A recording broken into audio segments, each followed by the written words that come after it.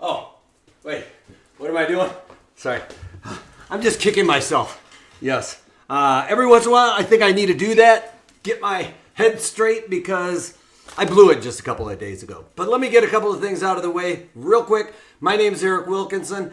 Some of you may recognize me as the Wolfman. I'm here to teach you some different option strategies, and according to my rules, they will help you increase your probabilities. That is if you follow them, like I didn't do in the one instance today, or actually the other day. But remember, past performance of any trading system or methodology is not necessarily indicative of future results. All right, guys, this happens to the best of us, right? I mean, it happened to me. I blew it on this particular trade. If you guys remember IBM, I had on IBM. Let me pull up a chart here. We'll talk about it here in a minute too again. But IBM, as you can see here, took a massive tank on the earnings. Now, I put this trade on heading into earnings. I thought that we were going to go up and trade 145 before the earnings and test that. It just felt to me like that needed to happen right around here at the point of control. We were getting this little bit of a rally. I thought I'd go up there and test it. That's where I looked to cover it. I tried to do that on Tuesday. I put it in an order at the end of the day, literally mid-market, and never got filled. I thought for sure I was going to get filled. I got onto a phone call and lost track of it. So I was kicking myself because I went and ultimately ended up doing what this gentleman right here says you should do. He says this is your trading strategy, people, is that we go out here into the markets and we can find any stock to trade that basically we go in ahead of the earnings, go buy some calls, maybe 5 days, 10 days ahead of that earnings event, and then we go in there and buy some calls.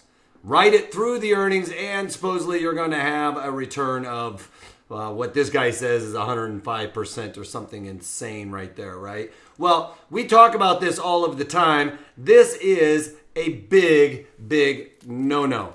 All right, please don't get involved in something like that. I don't know why my marker is not working right now. But anyway, ahead of earnings, he says you go in there and buy it, calls, and you make some money. I'm the one to tell you that that does not happen. The fact of the matter is, you can see here, before the earnings, I had the calls on, made some money, but afterwards, this volatility crush and the directionality miss were what killed me. Now, you guys heard me talk about this time and time again. The market, the street, the guys that are running the show do not like the fact that IBM is getting away from its bread and butter, if you will. Usually it is a high service area that, you know, when you have service, you have high costs with the employees and low margin. Well, IBM's been flipping over to the high margin, low service sector of their business, and that's in the form of cloud servicing. So the street doesn't like the fact that they are giving up, you know, a couple of pennies to that service sector here, and the market continues to drop. I mean, we can see on other occasions they didn't like that either. And I keep getting caught in the fact that I think that sooner or later they're going to enjoy the fact that IBM has maybe not making as much money year over year, but their margins are starting to get better. Okay, so I've been playing it to the upside. And if you guys remember in this trade here, I had on, and I've left them on now. At this point, I'm married to them, right? Because they're almost worth nothing. They were right at, you know, my profit target, so I should have probably done this. But I have on the May, and they're the 145 calls. I was long, so you can see that obviously I did well on the move higher here. And my profit target was, if they were $2, what did I say? I paid $270 something. Let's just call it $280 is what I think I was kind of going off of. $280, my profit target on that is $1.40 higher. So that puts me at $4 and about 20 cents, right? Well, I was right there when we were trading at 145. I think I put them in just slightly higher than that by about a nickel, and the market never ticked to my trade.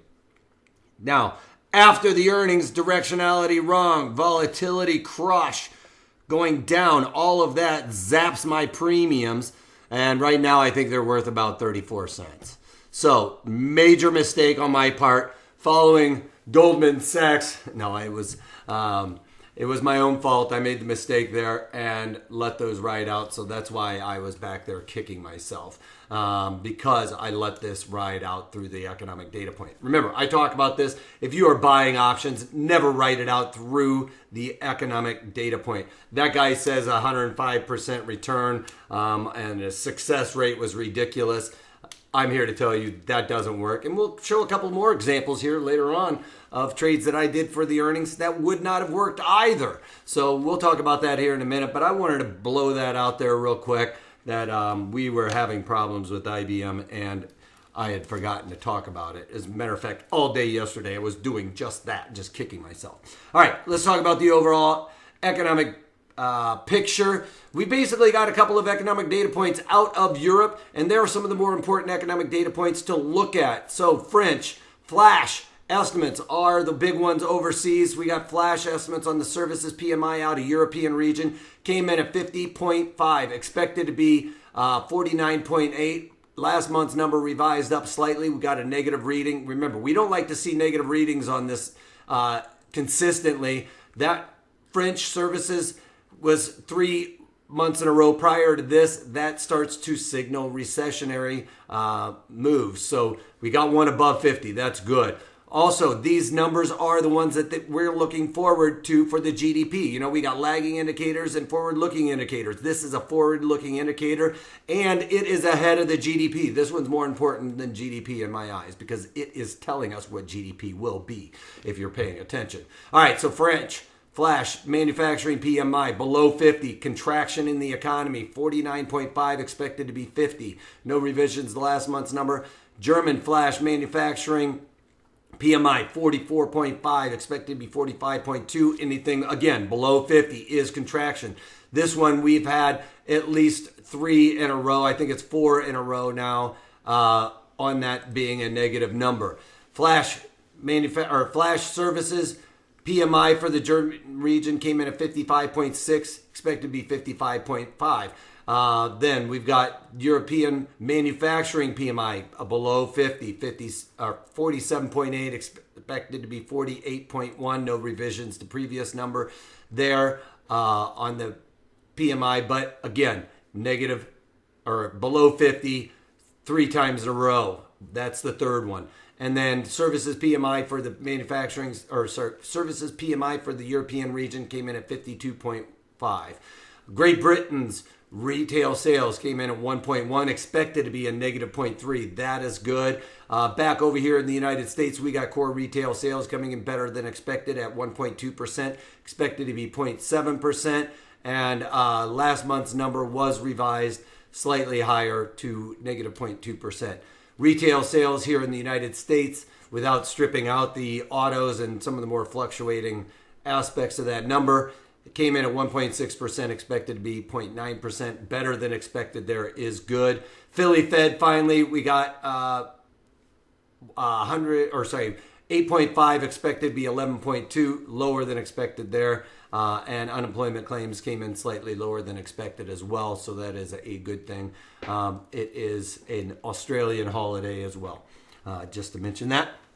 All right, so with the overall economics that we got there, United States not looking too bad. Overseas, we've gotten a lot of those flash manufacturing PMI numbers coming in below expectation. Remember, PMI is Purchasing Managers Index. They are forward-looking. They're seeing demand before we are, right? And therefore, they are basically buying the raw materials to bring into the manufacturing process to meet demand. Well, if they see demand coming down, their purchasing starts waning a little bit. And that's what we're starting to see across the pond over in Europe. It's starting to spread. We were starting to see it only like maybe in the French sector, and then it kind of moved over to the German sector. Now we're starting to see this really start to expand across Europe. Not a good thing. That's caused the overall equities to see some weakness. But let's talk about some of the other markets. Crude oil inventory, or crude oil, came off just slightly today by about 17 cents. With the overall weakness in the economies, I think that we're going to see some more weakness coming out of crude oil. Although I did see an article where I can't remember who it was, but somebody in, I think it was Saudi Arabia, has cut production by about 10 million barrels a day. So they're trying to fight off some of this lower pricing that might be coming in with the weakness in the overall economy. All right, gold futures, not a whole lot to see here. We're not seeing a lot of flight to safety here because I think it's showing up over there in the bonds as the economic picture is starting to wane a little bit. People are starting to look for easy money out of the treasury, if you will, or basically the economies. Think that there's going to be easier money ahead. So, or the investor think there's going to be easier money. We can see that showing up here in the bonds, up about a half a point on the day, making yesterday's low look like a very nice bottom. I don't know if we're out of the woods yet. I don't think we can come up and sustain this type of move in the bonds, even if the economies are starting to slow down here, you guys. We're not going to see those interest rates start affecting us, or the Fed making a change on those interest rates, maybe until very late in 2019 at the earliest. So with that being said, I think that the area of where we should be trading here, let me pull this bad boy out, is right within this area here. I think that this is really going to be where value is for the bonds, because I don't think they're going to really start to lower interest rates anytime soon. All right, VIX, you can see it is coming off a little bit after a big spike earlier today. Dow Jones Industrial Average starting to rebound across the board, up almost 100 points here. I guess the fact that the equities are looking to a bad economy for easy money, and therefore they're going to rally here, because the economic picture today did not make this look like it was going to do very well. And as a matter of fact, earlier on today, this was a red doji. It kind of started making it look like it was a confirmation to the bottom. Sorry, there was a terrible drawing there, but this doji here was looking red.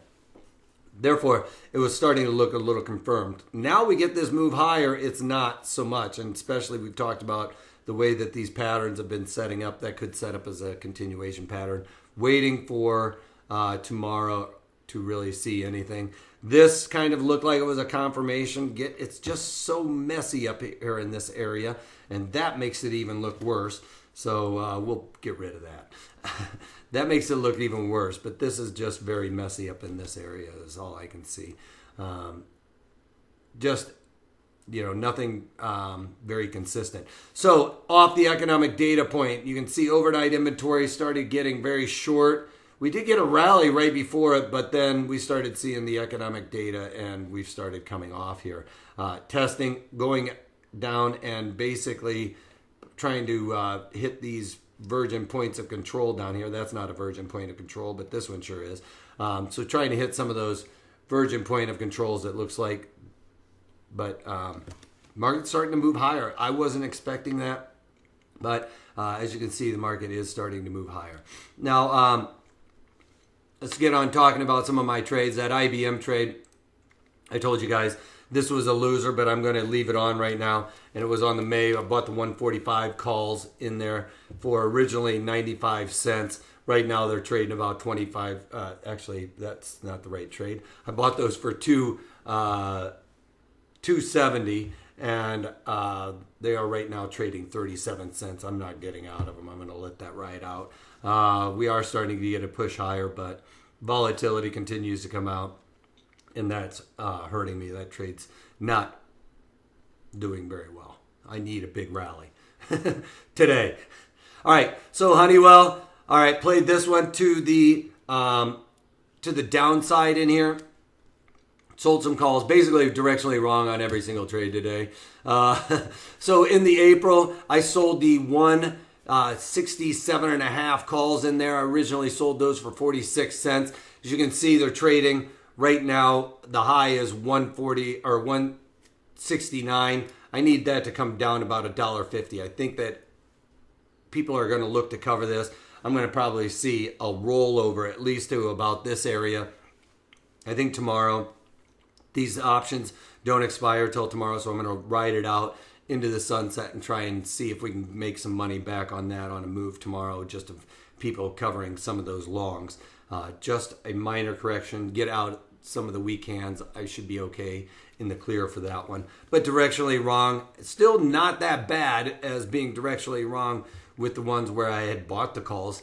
Would still have taken a lot of risk to not make very much money in this trade, which is exactly why you would not want to buy calls ahead of earnings. Philip Morris, again, made a strong move higher right away, but again, had I bought calls in this strategy, I would have been a loser as well. I went in there, though, and sold the April and sold the 82 puts in there. You can see I was directionally wrong on this trade. Market dropped. Originally sold those for, I think it was like around 40 cents and change, 45 cents. Bought them back this morning off the open for 22. That's part of my rules. Yeah, you could probably get out of those for a nickel right now, but my rule is to cover these right off the open on those earnings trades, which is what I've done, you know, other than the one that I'm a loser on, and I'm going to ride that one out and play out the probabilities.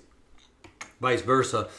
One thing to note is we never buy calls in a earnings event because, as you can see with IBM, you buy calls ahead of that earnings event, and yes, you could have very well been right, but the probabilities crushed me on that. Even if the market would have popped, you guys, yeah, I probably could have made some money, but I would have lost about maybe $1.50 in my premium off of just the wrong move. This volatility coming out is really where I'm losing my money. I mean, we talked about that on how much volatility will affect those premiums, and it probably was, you know, 45 cents or 50 cents for every dollar that I was losing on, because remember, I was trading 145 there. That would have been about a 50 delta, and a 50 delta tells us that those 145s were probably at least 145 calls were about a 50 delta. So for every dollar moved down, I would have been losing the 50 cents per dollar. So it was 145. It drops all the way down to 135, let's say. So that's $20. So $20 in that regard, you know, the deltas kind of get off a little bit. But I dropped, that was a 50 delta. I dropped about $20, you know, that would have been $10 or something like that. Or at least $100 in one lot. So I would have gotten crushed on that trade. That's why we want to stay away from that, you guys. You just directionally wrong with options. When you're buying them is devastating. When you're selling them, you have a lot more wiggle room to be wrong. That's what it comes down to. Never hold those long calls or long puts through an earnings, okay? Because you're going to get crushed, just like I did with IBM, especially when you're directionally wrong. That's all I got for you guys. I'll try and stop kicking myself. Give me a comment, you know, tell me some stories about mistakes that you've made that broken your cardinal rules, and we'll chat about those in the comments section, all right? That's all I got for you guys. You know, we are all fallible. This was one of my big bad moves on IBM, and I will try to be better for it. I haven't done that in probably 10 years. I can't remember the last time I did something that silly. All right. Anyway, that's what we got for us. If you can't take that, take it easy.